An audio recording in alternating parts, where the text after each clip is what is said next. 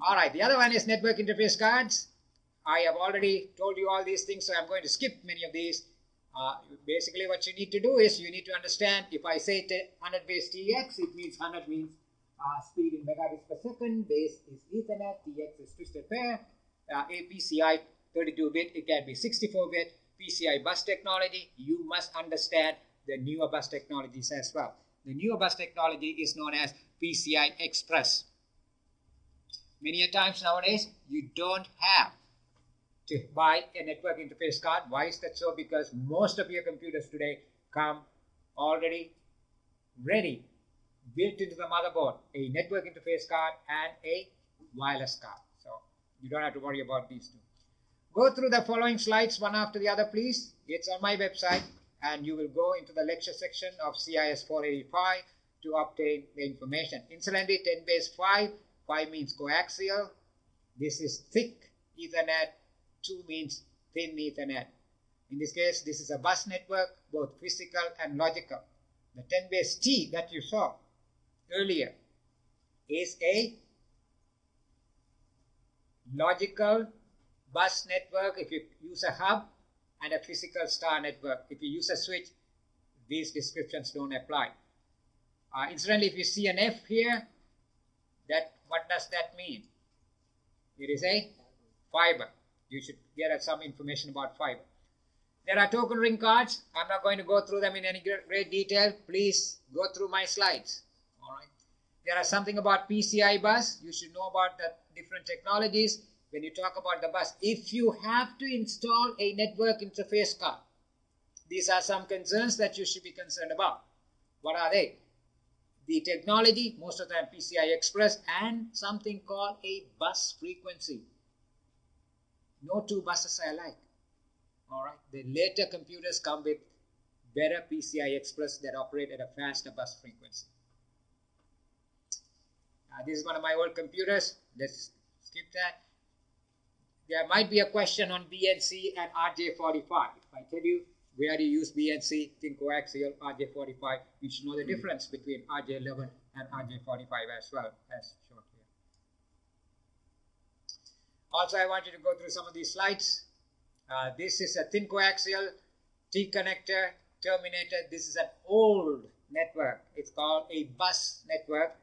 I used to install these networks in the past. This is of theoretical interest right now, not much practical, because people don't use this anymore.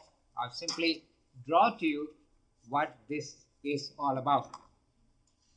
This is the way you normally set up in the olden days a bus network. This is your computer, and here is the second computer.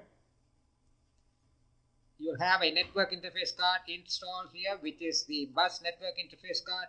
This is a bus card, which is a 10 base. The thin coaxial, what should I write here? 10 base? TX is twisted pair. 10 base 2. This is a 10 base 2. All right. What kind of connection is this? Coaxial. So this would be a BNC connector. What you would do is you would install a T connector here, a T connector here. Then in between you will have a coaxial cable. In this case, it would be a thin coaxial cable.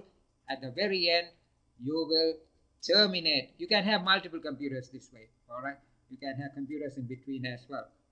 So remember that. So at the very end, you need to have a terminator. The same thing here. This would be a terminator. In between, just a terminator. You must also know what an AUI is. AUI is used for thick coaxial cables. We will skip all these things because they are fairly rudimentary. Once again, go through these connections. You must also know the different, there might be a question on this, know the different standards for the wireless communication. What are they? 802.11a, B, G, N, and so on. Which is the latest and the fastest? N. Which is the one that is one before that? G. There are variations of implementation. Some say full duplex, some say half duplex, some say fast G, and so on. You must, many a times the higher ones are compatible with the lower ones as well. Read more about it. I want to skip a few of these slides. Just take a look. I spend all my time creating these things. Network interface resources. No need to worry about it. Years and years ago, we had to set each one of them manually. You don't have to do it. Everything is automatically set. Your network interface card may use some resources like this. They are automatically assigned. So we'll skip this. If you are interested, take a look at it. We don't need it in modern day computers. Connectors and hubs. I already showed you these things. T-connectors, terminators, different types of connectors. Then we have passive hubs. What are passive hubs? Anytime you talk about passive hubs, are simple hubs with no connection, where you come and put in things together. A USB hub generally is a passive hub. You might sometimes come across something called an active hub. An active hub may have power supply. You have USB hubs with power supply, yes or no?